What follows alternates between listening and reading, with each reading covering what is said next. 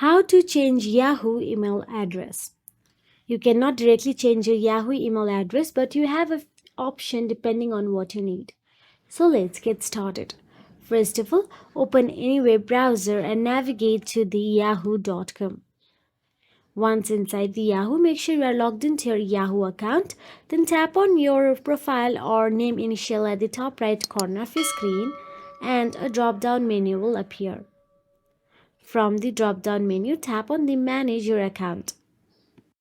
Once inside the Manage Your Account, all you have to do is tap on the Security option available there. Now, inside the Security,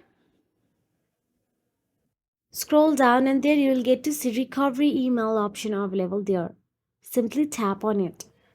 You will get to see your previous email. You will at least need to add one email on your Yahoo. So first of all, add your new email address, then remove the previous one.